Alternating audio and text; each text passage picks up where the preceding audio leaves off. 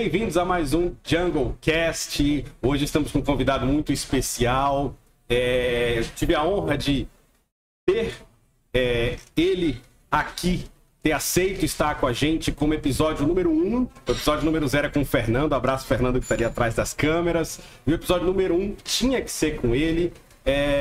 Um professor para mim, um mentor, uma pessoa que eu adoro conversar, estar próximo para me informar sobre cenários macroeconômicos, cenários políticos, cenários principalmente aqui da Amazônia, um profundo conhecedor aqui da nossa região, hoje diretor da Associação Panamazônia, e é um prazer ter aqui comigo hoje Belisário Arce. Bem-vindo, professor.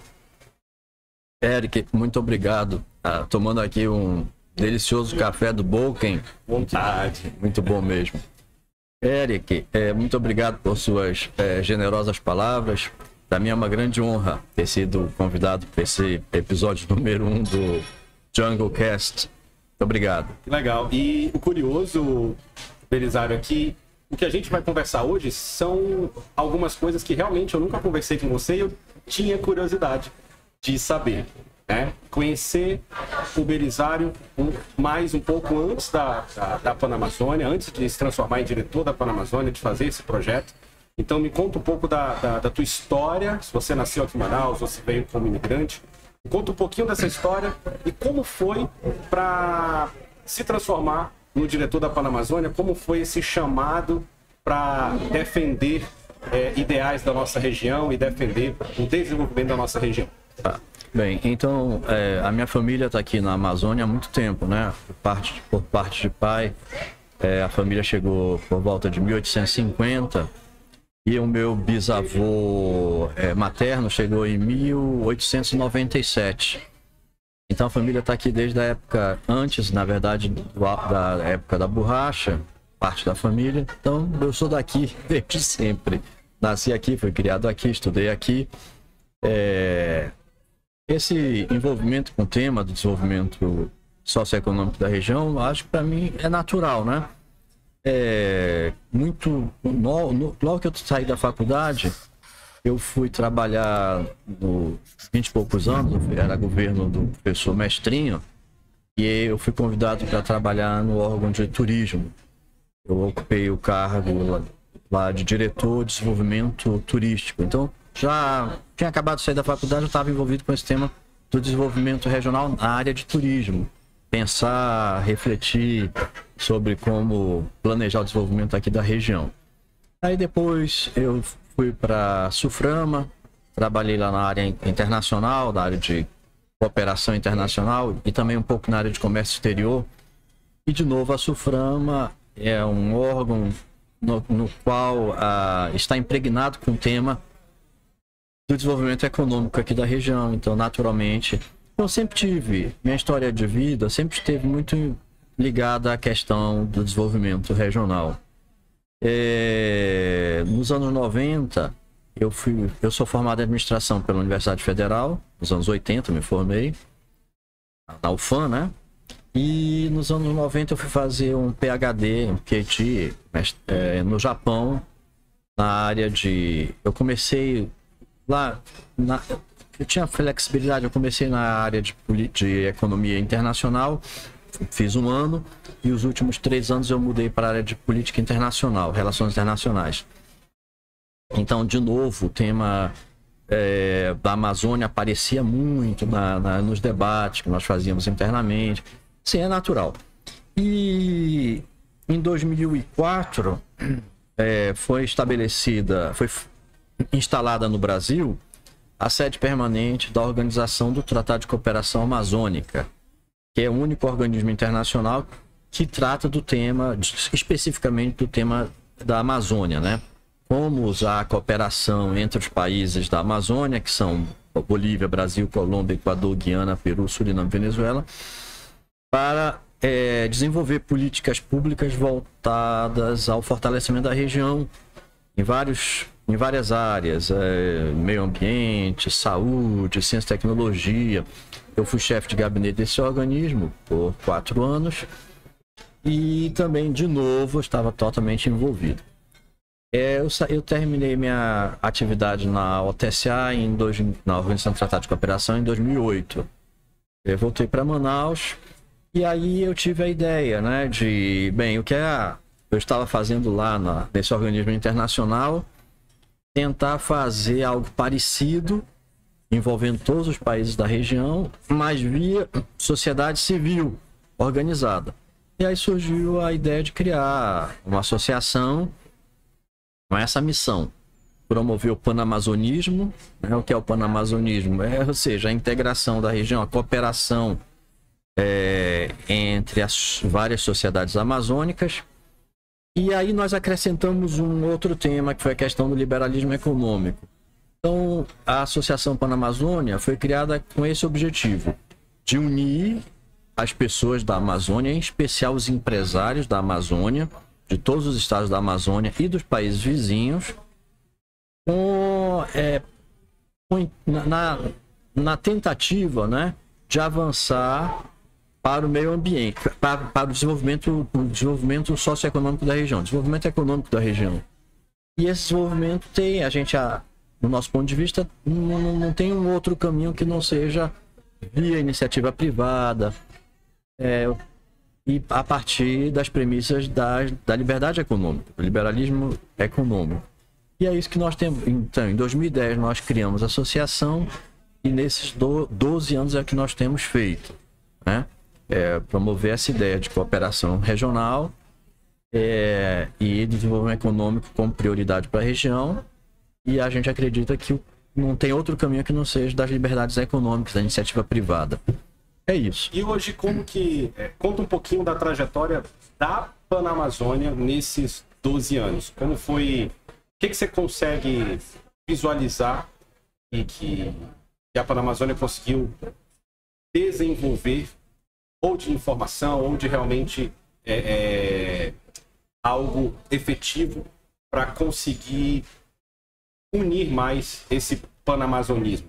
Quando a associação surgiu, ela já surgiu com esse caráter panamazônico, né? Porque nós convidamos um grupo pequeno, mas um grupo bastante representativo de pessoas de diversos lugares. Então, por exemplo, o grupo inicial era composto por mim, obviamente, que fui fundador, Dr. Felipe Dal, saudoso Dr. Felipe Dal, os maiores empresários que nós tivemos aqui, uma das pessoas que, sem dúvida, a pessoa que mais contribuiu concretamente para a integração regional, porque antes o trabalho que o Dr. Felipe Dal fez com a rede amazônica foi um trabalho inédito, extraordinário, incomparável, uma coisa assim, ele realmente promoveu a integração regional, né? Porque antes a Amazônia estava totalmente desconectada e através da rede amazônica e do Amazonsat, o Dr. Felipe conseguiu esse feito extraordinário. Então, ele inclusive foi associado número 1 da Associação Panamazônica. No Equador tinha a doutora Rosalie Arteaga, que foi presidente da República, então era uma pessoa de um nível muito bom. Ela tinha sido também a secretária-geral da Organização do Tratado de Cooperação Amazônica. Sou muito envolvido com o tema da Amazônia. Foi presidente de qual país? Do Equador. Presidente da República do Equador. E até recentemente ela esteve conosco na Panamazônia. Ela chegou a ser, inclusive, presidente da Panamazônia durante 2 anos. Do Pará tinha o doutor Adenal Agós. O Seixas Lourenço. O Seixas Lourenço foi reitor da Universidade Federal do Pará. Foi o idealizador do CBA, o Centro de Biotecnologia da Amazônia, aqui em Manaus, né? Foi diretor do INPA aqui em Manaus, mas ele é do Pará. Então, de Roraima tinha o professor Roberto Ramos, que na época era reitor da Universidade Federal. Da Bolívia tinha o embaixador Justiniano Talavera, que era também empresário, reitor de uma universidade em Santa Cruz, na Bolívia. Do Acre, o César Douto, que é diretor da Fé Comércio, Senac. Enfim, de todos os lugares nós trouxemos alguém que tinha muita representatividade. Do Mato Grosso, o Dr. José Lacerda, enfim.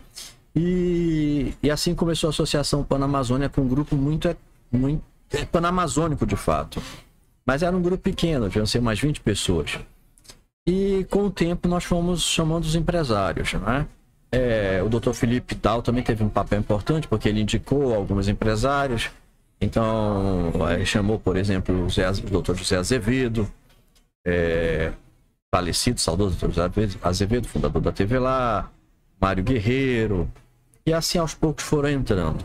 Hoje nós temos 108 empresas associadas, a maioria no Amazonas, mas em todos os estados da Amazônia, Mato Grosso, Rondônia, Roraima, Acre, Pará, Maranhão, na parte amazônica do Maranhão.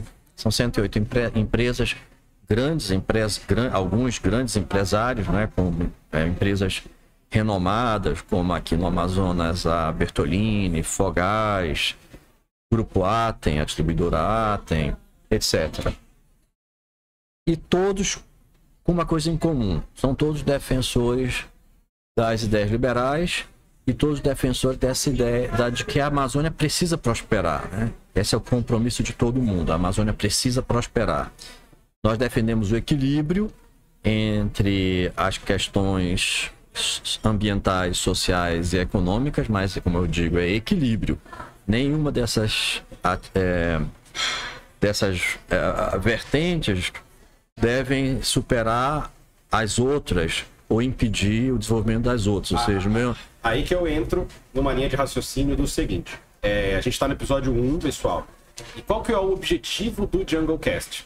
É justamente mostrar para o Amazônida histórias de empreendedorismo da nossa própria região. Então, fortalecer o Amazônida, compartilhando com ele histórias de sucesso e mostrando para ele que existe sim um sucesso empreendedor na nossa região, e também compartilhar com o restante do país e o restante do mundo como a gente se esforça para conseguir ter resultados aqui na nossa região. Uma região onde a logística é muito difícil, não temos estrada até hoje ligada ao restante do país, onde nós temos impostos de dados, os maiores impostos de dados do Brasil, e tantas outras barreiras que a gente precisa superar.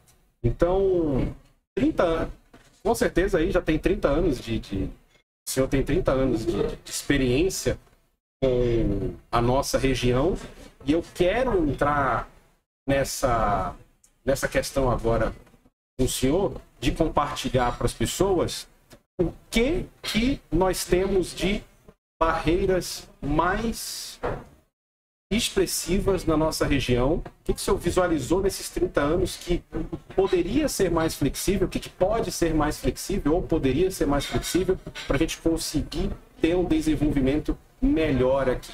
Porque muitas coisas no papel, na teoria, nas notícias levam um peso, mas aqui, nós que estamos aqui na região, a gente vê que o Amazônida, principalmente o Amazônida que está no interior, a gente conversou um pouco disso com o seu Antônio Azevedo, compartilhou um pouco do que ele visualiza ali no interior do Amazonas, o quanto o Amazônida sofre por conta de muitas barreiras que a gente tem. Então, compartilhe um pouco com a gente desses seus mais de 30 anos de experiência, o que pode ser mais flexível, qual que é o direcionamento que a gestão da nossa região pode seguir para a gente ter mais sucesso e ter uma região ainda mais desenvolvida. Bem, eu acho, primeiro, Eric, que a região ela apresenta desafios e oportunidades. Mas a Amazônia, essencialmente, é uma terra de oportunidades. Ninguém veio para cá rico. Mas aqui há grandes fortunas. Então, todas as pessoas que vieram para cá, para a Amazônia, desde a época da borracha, elas vieram para cá pobres. E aqui se tornaram ricas. Então, a Amazônia é uma terra de oportunidades, acima de tudo, né? Quantas fortunas não se construíram aqui? Mesmo antes da Zona Franca, na época da borracha, é notório, né? Mas mesmo depois que acabou o ciclo da borracha e a Amazônia entrou num momento assim de dificuldades econômicas, mesmo nessas muitas décadas, a partir da década de 20 até a década de 60, quando é implantada a Zona Franca, né, especialmente aqui no Amazonas, não houve uma paralisia econômica. Muitas famílias prosperaram, muitas empresas foram criadas e grandes fortunas. Eu posso citar alguns nomes desse período antes da Zona Franca. Isaac Sabá, que era a mídia nacional chamava ele de o rei da Amazônia, que nos anos 50 criou aqui em Manaus uma refinaria. Imagina que era isso, uma refinaria que é a única refinaria que até hoje existe no Brasil, no interior do território brasileiro, porque todas as refinarias estão na costa. Ele conseguiu fazer isso. E outros, família Benzecri, família Benchimol, muitos outros, que construíram a sua prosperidade, não é? Numa época em que não tinha Zona Franca. Então, a partir das potencialidades da região. Outro exemplo, não sei se você conhece, é o saudoso Schwartz, a Willy Schwartz, que ele criou aqui nos anos 40, 50 a indústria dos peixes ornamentais, né? Ele veio para cá, ele era austríaco, veio para cá nos anos 30, chegou aqui na Amazônia e viu que tinha, puxa, isso aqui isso transformou. Você sabe que a indústria de peixes ornamentais, até os anos 60, era responsável por uma parcela importante da nossa pauta exportadora aqui do estado do Amazonas. Hoje não mais. Não foram pessoas que vieram para a Amazônia, viram o potencial da região, aproveitaram esse potencial e transformaram esse potencial em riqueza concreta, em prosperidade. Não só para ele, para suas famílias, mas para a sociedade como um todo, né? E quando veio a Zona Franca reativou tudo. Então as oportunidades se potencializaram. Quantas fortunas não foram construídas? E eu repito, todo mundo que chegou aqui veio pobre. Chegou pobre e ficaram ricos. Graças à Amazônia. Então a Amazônia tem muita oportunidade. E sobretudo para aqueles empresários que viram uma necessidade aqui na região e transformaram essa necessidade em negócio, eles prosperaram muito mesmo. Exemplo, Irani Bertolini. Irani Bertolini era caminhoneiro, né? Chegou aqui nos anos 70 e ele trouxe uma solução logística. E ele hoje a empresa, o Grupo Bertolini emprega em todo o Brasil mais de 5 mil funcionários. Imagina, são várias empresas, 5 mil funcionários. E começou com um homem, ele mais um exemplo que vemos que o poder privado solucionando questões logísticas. Lógico, exatamente. Ele ofereceu uma solução para as empresas daqui, né? A logística que não tinha. E com isso ele ficou rico, cresceu. Ele foi crescendo com Manaus. É uma história exatamente de simbiose empresarial entre a região e ele. Outro exemplo mais recente, Yoram Yaeli, é um israelense que veio para cá, já está aqui há uns 20 anos, e ele viu uma necessidade. Há 20 anos ele chegou aqui, puxa, e não tem internet. Ele começou a oferecer internet, primeiro para as empresas do Distrito Industrial, internet por satélite. E até hoje ele está nesse negócio. A empresa dele tem 1.400 funcionários. Inclusive tem o seu Antônio Azevedo da TV lá como cliente. Antônio Azevedo o Antônio Azevedo teve uma expansão. Depois que o pai dele faleceu, o saudoso comendador José Azevedo, ele resolveu expandir para o interior.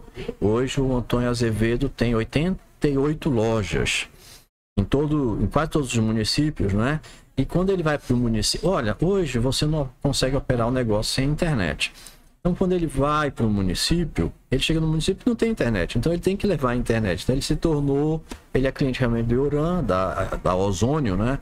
E ele leva a internet para a loja dele e acaba oferecendo essa internet também para a população do município. Mais uma vez, uma solução privada. Uma solução privada, exatamente.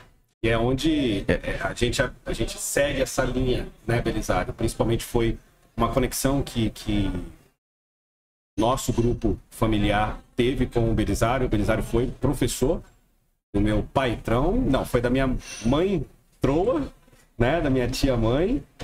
E de mais, o Adoniran foi professor também? Não, eu só fui professor, enfim, mas foi professor da minha mãe. A Prisciliana foi minha... Eu tenho hoje tem muitos associados na Pan-Amazônia que foram meus alunos. Legal. Tem vários, e muitos. Mas enfim, eu acho que essa eu não tenho uma contribuição muito grande, não. Mas acabou que formou um networking, foi o primeiro elo de ligação, acho que com a gente, né?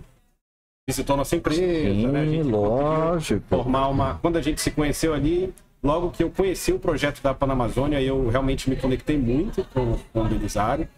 Eu tenho uma mentalidade mais jovem, uma mentalidade um pouco mais explosiva, assim, um pouco diferente do que da maioria dos associados. A gente... Arrojado? Gostei do arrojado. Arrojado. Nós temos um projeto que pode sair do papel em breve, que é o de Novas Lideranças. É que eu converso muito com o Belisário sobre como a gente pegar o conhecimento. O que está acontecendo hoje, Belisário? Agora entrando num assunto um pouco mais de gerações. Eu acho que até na culinária, as novas gerações elas estão deixando cada vez mais de valorizar gerações passadas. Eu apoio muito o equilíbrio, eu converso isso muito contigo, né? Que o meu dia a dia é equilibrar as gerações passadas com o que a gente tem de novas gerações e de inovação. Porque tem algumas questões que o ser humano é ser humano desde sempre. Tem algumas questões que elas são naturais do ser humano que elas nunca vão mudar. Nunca vão mudar. E agora, outras a gente precisa se adaptar. Como, por exemplo, esse podcast que estamos fazendo aqui. Olha quantas pessoas podem assistir no mundo inteiro através de um link que a gente pode mandar no WhatsApp, do YouTube. E essas pessoas vão poder ter esse conhecimento. Mas me preocupa essa falta de valorização das histórias desses titãs, né? Eu até falei pro Fernando, né? Falei, pô, Fernando, a gente apelidou esse projeto da Panamazônia da entrevista dos titãs, porque são pessoas influentes e eu, como sou um amante de conhecimento e de pessoas, para mim é incrível eu tendo a oportunidade, de novo eu agradeço você e a Associação Panamazônia, de novo eu tendo a oportunidade de conversar com esses titãs e aprender com eles, e eu ainda fico mais entusiasmado ainda, a gente vai conseguir levar essa informação para os jovens e para outros empreendedores que vão conseguir se fortalecer dessas ideias. Então imagina, olha o que você falou, eu não tinha me tocado nisso. Nós temos a única refinaria do país que é no interior do território. Ela não fica... Sabia disso, Fernando? Eu não sabia. Eu acabei de... Olha que eu sou daqui, acabei de descobrir. O spoiler do próximo episódio que a gente vai fazer, a gente vai conhecer um pouco mais da história de uma fábrica de açaí flutuante. A fábrica fica em cima de uma balsa e ela visita as regiões no interior do estado e ela compra as produções do Amazônia e ao mesmo tempo que ela está viajando para comprar essa produção, ela está produzindo. Olha que loucura. Então, olha que valor a gente pode levar. Isso são dois exemplos básicos, né? Simples. Mas olha que valor a gente está levando para essa nova geração. Então, eu vejo o JungleCast como uma ferramenta incrível de transferência de conhecimento. E fica aqui um apelo. Você que é jovem, assim como eu já não sou tão jovem, já passei dos 30, sei que eu tenho um cara de mais novo, mas valorizar essas histórias, valorizar o que foi feito, valorizar... Às vezes a gente olha, não, esses empreendedores antigos, eles não são tão ousados, eles não são tão... Cara, a gente tem fábrica da Coca-Cola aqui na cidade. Dentro de Manaus, a gente tem uma fábrica da Coca-Cola. Dentre outras soluções, como a gente falou agora. Então, é um prazer te ter aqui. E o que você visualiza agora, Belisário? Falei um pouquinho, né, sobre o projeto que a gente tem dos Novas Lideranças, que são empreendedores participantes das empresas, ou filhos, ou próximos das empresas já associadas, e novos também. E o que você vê, além desse projeto, claro, para o futuro da Panamazônia, o futuro da nossa região? O que você visualiza e o que você propõe que poderia ser uma solução, principalmente do comportamento de quem está ouvindo a gente? Bem, Eric, é muita coisa aí, mas vou tentar organizar o pensamento. Então, primeiro, a questão geracional. Sim, os empresários do passado, eles eram mais ousados do que os de hoje. E havia mais clareza. Nós vivemos num mundo confuso. eu já vou falar dessa confusão. Nós vivemos num mundo mais confuso. Antigamente havia mais, o mundo era mais simples, então havia mais clareza. E os empresários que não só aqui na Amazônia, em todo mundo, mas aqui na Amazônia tivemos empresários. Mais liberdade também? Essa clareza ela tá em... Havia mais liberdade porque havia menos intervenção do Estado, né? Como havia menos intervenção, havia mais espaço para agir livremente. E isso favoreceu. Então, mas a questão geracional. Então, primeiro, você disse que precisa de equilíbrio. Eu concordo exatamente que é isso. Para famílias empresariais, quando há sucessão dos pais, avós, para os filhos e tudo, para os netos, é preciso esse equilíbrio. É natural que haja sempre um pouco de conflito em razão de diferença de mentalidade, que é uma questão geracional e é natural isso.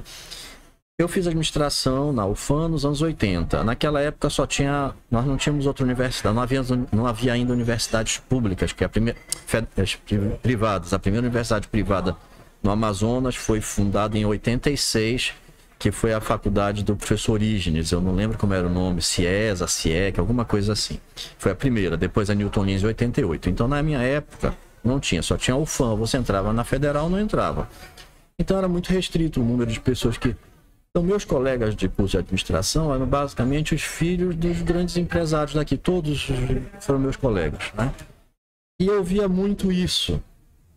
Os filhos sempre falavam, não, meu pai está ultrapassado, meu pai está ultrapassado. Então, aí hoje eu acompanho e vejo o resultado daquela época. De 80 para cá já passaram 40 anos, né? E eu vejo o resultado. Então, alguns desses não se deram bem. Né? Acabaram, na verdade, criando conflito nas empresas. Algumas dessas empresas até nem existem mais, eram grandes empresas.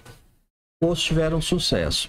Mas me parece que o pessoal que teve mais sucesso é o pessoal que conseguiu equilibrar e não criar conflito geracional dentro da organização. Então, criar o conflito geracional dentro de uma organização, né? Pode ter um bom resultado, mas também pode dar muito errado. Então, esse equilíbrio é muito importante. Isso eu te falo porque eu vi, são exemplos de vida que eu tenho acompanhado há décadas, eu vejo. Mas era muito normal, os jovens com 20 e poucos anos, né? É muito normal você ver isso.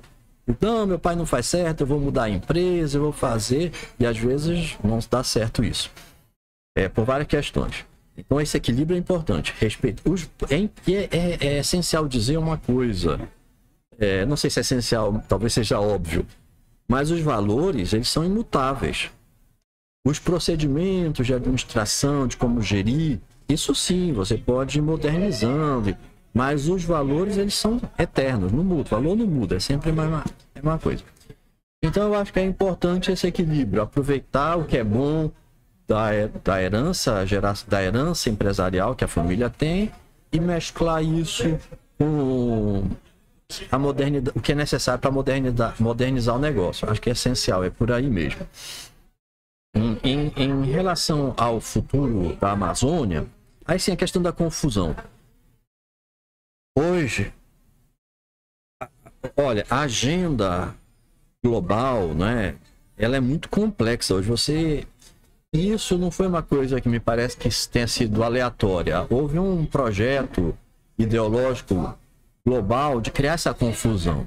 Me parece que isso aconteceu nos anos 80. Até os anos 80, havia mais nitidez do que é preciso para o desenvolvimento econômico. E a partir daí passou a ter uma certa confusão. A questão ambiental, ela entra na agenda global no início dos anos 70, com a famosa Conferência das Nações Unidas para o Meio Ambiente, né? E a partir daí isso começa a entrar no debate internacional, nos sistemas internacionais, nos sistemas legais, sistemas legais globais, eles acabam sendo transferidos paulatinamente para os sistemas legais domésticos dos países. Então essa questão ambiental foi entrando nas leis, né? Mas sobretudo na mente das pessoas. Só que não sei se de uma forma adequada. E me parece que o mundo era muito bipolarizado em termos ideológicos até a década de 80, porque tinha Guerra Fria. Então você tinha nitidamente a direita, nitidamente a esquerda, você tinha o capitalismo e você tinha o socialismo real, o comunismo. Com o final da Guerra Fria, né, E essa questão ficou confusa. E a esquerda perdeu, de certa forma, uma pauta. Essa agenda econômica da esquerda desapareceu, porque ficou claro que uma solução econômica para as sociedades não viria através do socialismo. Então as esquerdas foram buscar outras pautas. Uma das pautas foi a questão ambiental. Outras também a questão de gênero. Mas o nosso assunto aqui é a questão ambiental. E fez disso um cavalo de batalha, né? E eu acho que hoje a mentalidade está muito confusa, e sobretudo dos jovens, porque os jovens estiveram muito expostos a essa mentalidade, essa ideologia lá está dentro dos livros na escola. Então, quem foi os jovens de hoje, eles passaram por esse processo muito grande. Então, parece que há uma confusão. Então, a confusão toda é essa, é que a conservação ambiental, ela não é conciliável com o desenvolvimento econômico. E isso é um erro, porque a conservação ambiental, ela depende do desenvolvimento econômico, porque a pobreza é a principal ameaça que tem para o meio ambiente. Então, você só consegue conservar se você desenvolve a sociedade, né? Se a sociedade se prospera economicamente e socialmente. Se isso não acontece, o meio ambiente vai estar sempre à mercê da pobreza. Então, não há conflito. Na verdade, a situação do desenvolvimento econômico é um pré-requisito para a conservação ambiental. Isso não é claro, é difícil, é algo tão óbvio, mas é difícil às vezes convencer as pessoas. E no caso da Amazônia é muito grave, porque hoje as pessoas começam o debate, qualquer debate sobre desenvolvimento econômico na Amazônia, a partir da premissa: a floresta precisa ser conservada. Ora, no Amazonas, dizem, eu não sei se esses dados são verdadeiros, porque desde os anos 80 eu ouço esses mesmos dados. 95% da floresta está conservada. No Amazonas, no estado do Amazonas, que tem 1.500.000 km², um estado gigantesco. Mas essa é a questão, o que nós fizemos para a conservação, né? Aí hoje tem esse grande debate. A Zona Franca está ameaçada. E é natural que esteja, porque nós queremos uma agenda liberal e um sistema, um modelo que é incentivado, ele é contra a ideia do mercado livre, de uma economia liberal. Eu defendo ferrenhamente o modelo Zona Franca, mas eu não posso negar que há uma contradição entre o modelo Zona Franca e o modelo de uma economia liberal, a implementação de uma agenda liberal no Brasil que a gente quer. Nós queremos menos impostos. O governo federal, ao reduzir impostos e desonerar a produção industrial, está certíssimo. Obviamente que isso vai afetar aqui o modelo Zona Franca.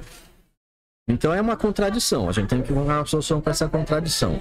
Mas, voltando para a questão do meio ambiente. Então, quem defende um discurso muito comum aqui, tá, em todas as entidades empresariais, nos órgãos públicos, os governantes, assim, a gente tem que preservar, a gente tem que manter a Zona Franca porque ela conservou a floresta, preservou 95%. Mas veja bem, o que foi que você ou qualquer empresário ou governo fez? Nós fomos lá e plantamos mais árvores, nós fomos lá e cercamos a floresta e não, olha, aqui está protegido, ninguém... Não houve nada disso. Não houve uma ação. Então nós não podemos nos orgulhar de dizer 95% da floresta é conservada, porque nós devemos nos orgulhar do que nós fazemos. E não houve uma ação, não houve uma proatividade. Foi um efeito colateral, da verdade, da inércia econômica que nós criamos aqui na região. Então, a floresta do estado do Amazonas, esses 95% aí, eles estão preservados porque, na verdade, nós temos uma inércia econômica. E nós não podemos nos orgulhar da inércia econômica. No caso específico da Zona Franca, sim, ela contribuiu porque ela concentrou toda a atividade econômica em Manaus, inclusive a população, tirou a pressão do rural, tirou a pressão econômica do estado e, obviamente, o resultado é esse. Não tem a floresta não precisou, o homem do Amazonas não precisou da floresta para ter enfim, para manter a sua vida. Só que a né? gente volta para o equilíbrio. Hoje está completamente desequilibrado. A gente conversou com São Antônio Azevedo, a gente entender um pouco mais da logística, e hoje, para o homem do interior, a Amazônia do interior, conseguir escoar a produção dele é absurdamente complicado. Sem dúvida. Né? Tem um desafio enorme para que isso aconteça. O homem do interior, como o Antônio Azevedo ele disse isso, né? O Amazônida é um cidadão brasileiro de terceira categoria. Eu acho que é por aí. Então veja bem, outro dia eu estava assistindo uma palestra do Dr. Jaime Benchimol, né? E ele dizia, olha, percebam uma coisa, que a tecnologia de container existe há 60 anos. E até hoje, no Amazonas, a gente não consegue levar um container e chega em Manaus. Mas de Manaus para o interior nós não conseguimos levar. Porque não tem logística em nenhum porto de interior para receber um container. Como é que você vai desenvolver uma região se você não consegue ter logística para movimentar container? Estradas existem há quanto tempo? Até hoje não tem uma estrada que liga a nossa região. Exatamente. Não tem estrada, não tem energia elétrica. Então o homem do interior vive numa situação precaríssima, inaceitável isso, inaceitável. Então, o que a gente tem que fazer é... Você sabe que uma das empresas associadas da Panamazônia é a Potássio do Brasil. Tem esse projeto gigantesco aqui perto de Manaus, no município de... Fica na divisa do município de Altazes com Nova Olinda do Norte, né, que é na desembocadura do Rio Madeira. E o projeto Potássio poderia ajudar o Brasil a se tornar autossuficiente, né? Seria essencial para o desenvolvimento, por exemplo, do agronegócio. Nós dependemos de importação de potássio da Rússia, do Canadá e de outros lugares. E há 10 anos, acho que há mais de 10 anos, tem esse projeto e o projeto não consegue sair do papel. Geraria quantos empregos mesmo esse projeto, tu lembra? Eu não sei exatamente, são milhares de empregos. São milhares de empregos. Então, o projeto... Mas não é mais, lógico, os empregos, mas é uma importância estratégica que isso tem para o Brasil, que é um país no qual o agronegócio tem essa função tão importante para nossas importações, né, para a riqueza do país. Nós poderíamos, o Estado do Amazonas poderia estar contribuindo enormemente para o Brasil, e a gente, há mais de 10 anos, não consegue tirar o projeto do papel. E isso é tão louco, Belisário, que até um dia desse, ninguém tinha conhecimento disso. Como o Brasil... nível nacional foi ter conhecimento nisso, explodiu na mídia. Por causa da guerra na Ucrânia. Exatamente. Nós, obviamente, acompanhamos há muito tempo, mas na mídia realmente nacional, isso se tornou mais conhecido por causa da guerra na Ucrânia. E assim como esse projeto Potássio, eu poderia citar inúmeros outros projetos que nunca saíram do papel por causa da pressão ambiental equivocada. De fato, vamos deixar claro aqui, você tem um conhecimento mais profundo desses projetos. Eles destruiriam a nossa região? Não, de forma alguma. Veja bem. De forma alguma. Para deixar claro para quem tá... Você vê o exemplo da mineração no Pará, né? No Pará você tem mineração, sobretudo no sul do Pará, lá em Carajás. Tem no norte do Pará também, ali na região do Rio Trombetas, acho que é estânio, né? No sul do Pará é ferro. E lá no Trombetas é estânio. 2 exemplos de cidades, tanto no sul do Pará quanto lá no norte do Pará, são 2 exemplos de mineração que não afeta em nada o meio ambiente. A floresta no entorno está totalmente conservada. Projetos de conservação, inclusive, nível de vida excelente dessas cidades onde tem a mineração.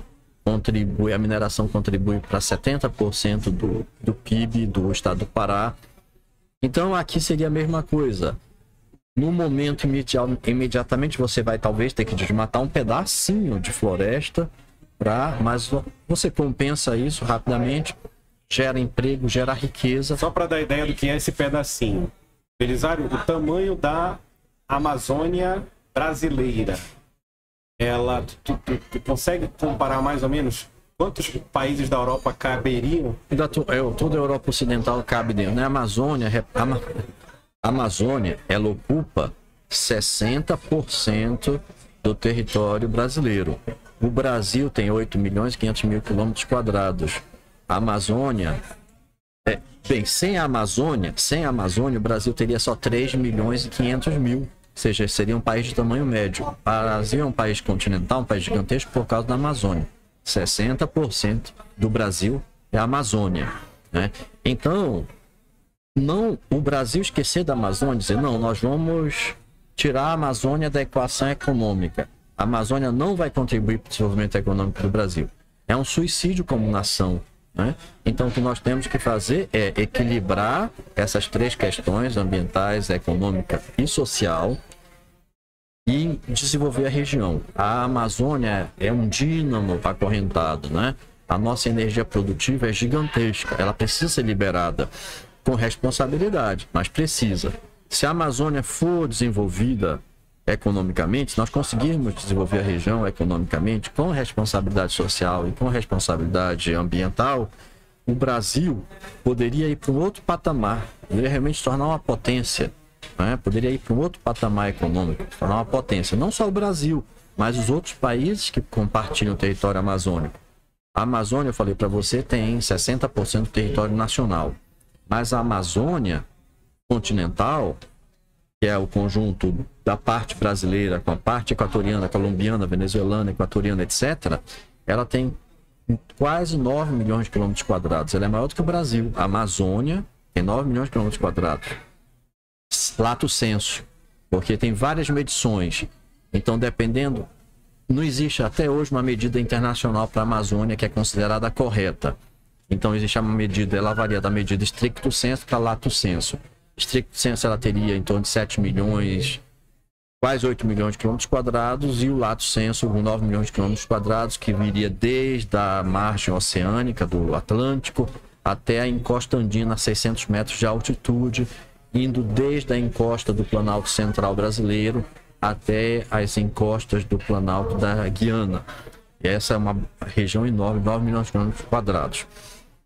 Então essa região, se fosse em todos, e o que acontece no Brasil se repete nos outros países amazônicos. Nenhum país amazônico explora as riquezas ambientais, as riquezas naturais dos seus territórios amazônicos, sem por essa questão ambiental. Isso precisa ser revertido para a riqueza desses países. São países pobres que poderiam ser muito ricos se utilizassem o potencial amazônico.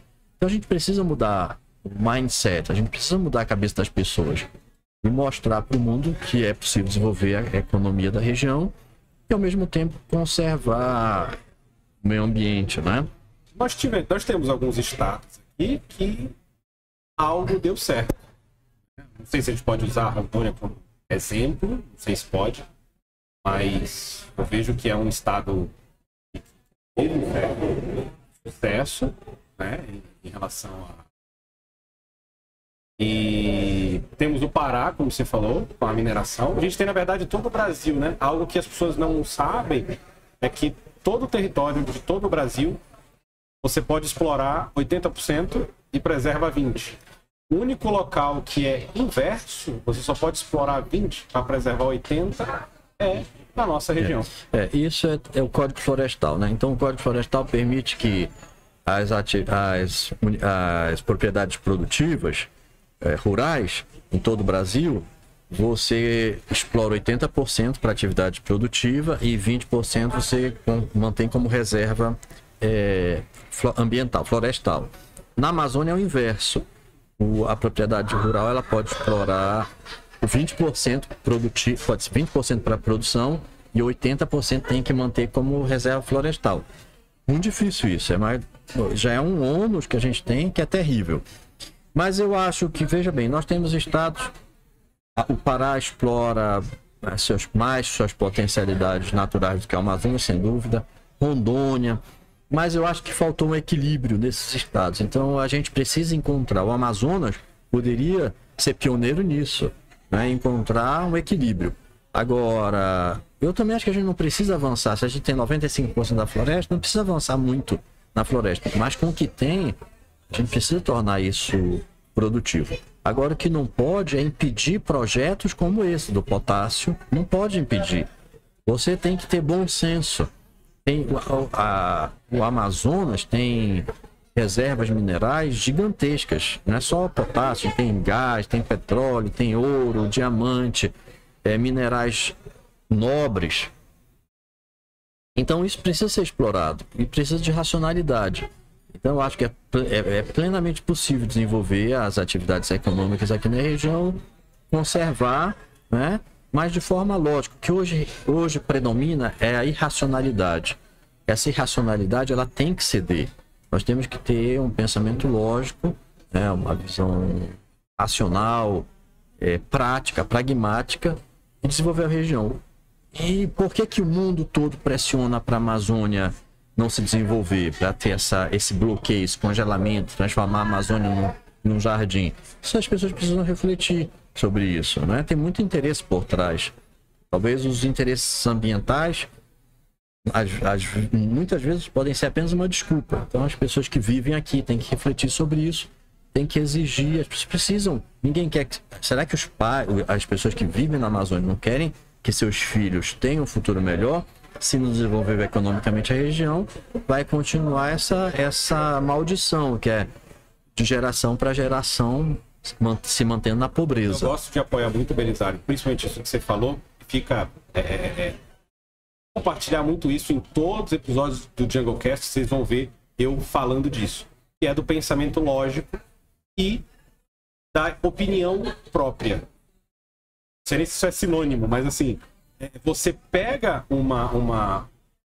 você pega uma informação de um lado, pega a informação de outro lado, você para pegar o pensamento lógico. Fala, pera lá, deixa eu pesquisar aqui. Deixa eu ver se está fazendo sentido essa notícia. Deixa eu ver se está fazendo sentido o que esse lado aqui está falando, né? Pô, deixa eu pesquisar aqui se realmente tem 95%. Quantos por cento a gente precisaria utilizar? Se der errado o plano, em quantos anos volta essa vegetação? A gente pode compensar isso em algum outro lugar, sabe? Antes de julgar, antes de já aceitar alguma imposição, e principalmente, Belisário, eu acho que tem algo cultural aqui na nossa região que tudo que é de fora é melhor do que aqui. E não é. Eu cresci na escola mas identificando de forma cultural, absorvendo de forma cultural, que nós nascemos numa região ruim, que a gente nasceu numa região isolada, de que a gente nasceu numa região sem parques, uma região que para você viajar para qualquer lugar é longe, uma região que não tem futebol desenvolvido, uma região que não tem, sabe? Quando eu fui crescendo, tendo esse pensamento lógico, cara, de Manaus é uma delícia. Vai provar a água do Nordeste pra você ver. A gente não tem desastre natural aqui na nossa região. Nosso peixe é uma delícia, nossa comida é uma delícia, tudo é diferente. Tomar banho na água do rio, eu acho. Nós temos um mar de água doce aqui, maior rio do planeta, né? Maior rio do planeta. É uma delícia. Eu acho muito mais gostoso do que tomar banho de mar. Então, quando a gente... O Yoran compartilhou com a gente que ele morou em Israel, morou em Nova York, morou em Tóquio, tem mais um local, acho que foi Cidade do México, não lembro que ele morou. E quando ele pisou em Manaus, e ele lembra... É impressionante como ele lembra até hoje o dia que ele sentou, tomou uma cervejinha com um amigo, sentiu ali o clima, a comida e falou: eu preciso vir morar aqui. Eu não tive uma conexão tão grande com o meu corpo, com a natureza. Em nenhum lugar que eu morei, aqui eu senti algo diferente. Preciso empreender aqui, eu quero ficar aqui. E constituir uma família aqui e está aqui até hoje.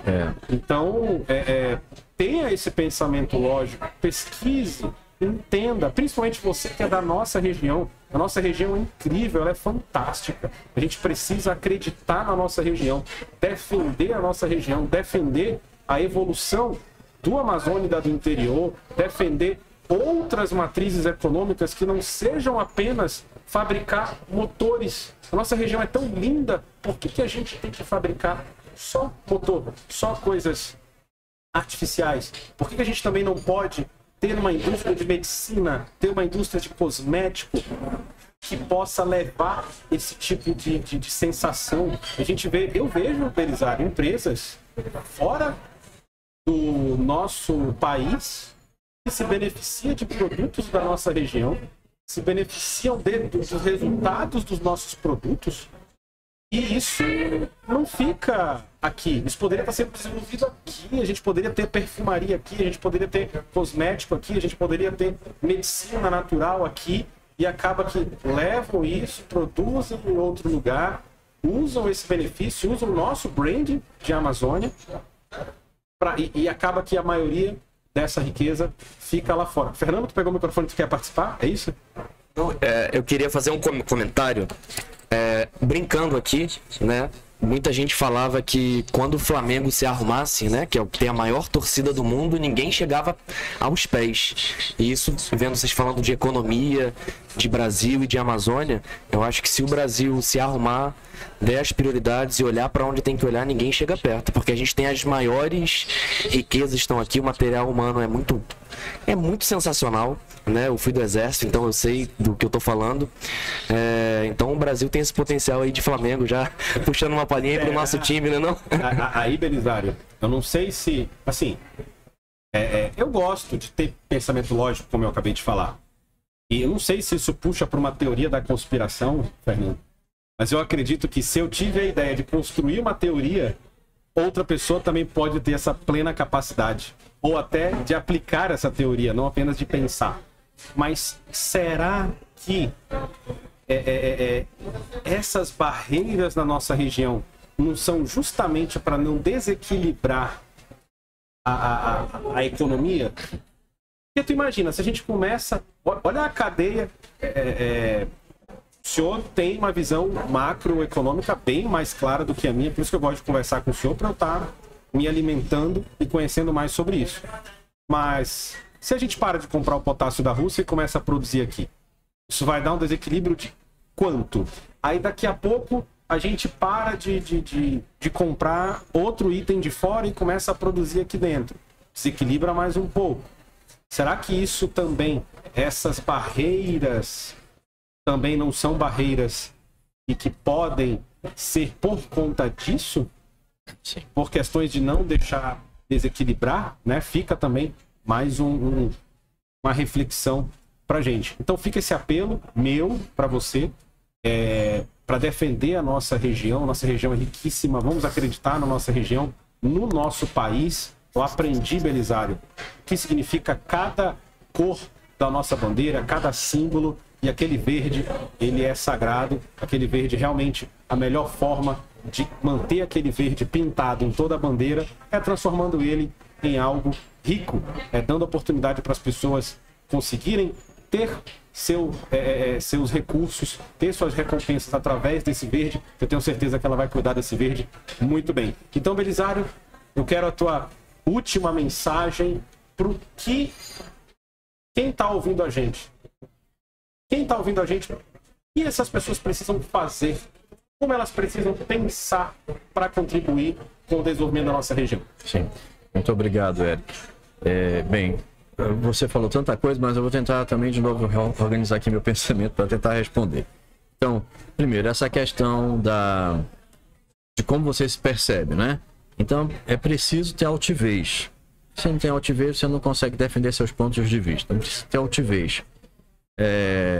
E aqui você consegue, no caso da Amazônia, uma forma de a gente conseguir essa altivez é valorizando a nossa cultura, valorizando o que nós temos aqui. Eu já vejo muitas iniciativas nesse sentido. Importante a gente olhar para nós, para nossa região, nós temos, e ver tudo isso de forma como positivo. Ver o que é negativo e ver o que é positivo, né? Não ter um preconceito, um alto preconceito. É preciso ter altivez, orgulho a defender o que você é, o que você quer, o que você acredita. É preciso ter clareza do que nós queremos para a região. A região tem muito potencial. Todos os potenciais desenvolvidos, eles têm que estar dentro de uma lógica de mercado. Não tem escapatória fora da lógica de mercado. Nós citamos alguns exemplos de pessoas que vieram para a Amazônia e ficaram ricas, mas elas prosperaram aqui porque justamente elas encontraram o que o mercado precisava, o que o consumidor precisava, né? E atenderam essa necessidade, e por isso tiveram sucesso. Então, quando você fala de potencial da produto de perfumaria, de remédios e tudo. Eu acredito sim que nisso. Mas isso não pode ser incentivado artificialmente. Isso o mercado tem que encontrar essa necessidade. Em relação ao bloqueio econômico da Amazônia por interesses externos, sem dúvida. Aí não é que a gente sempre tem tem muita teoria da conspiração, né? Mas tem algo que é um fundo de verdade. O fundo de verdade é isso. É que ninguém quer competição.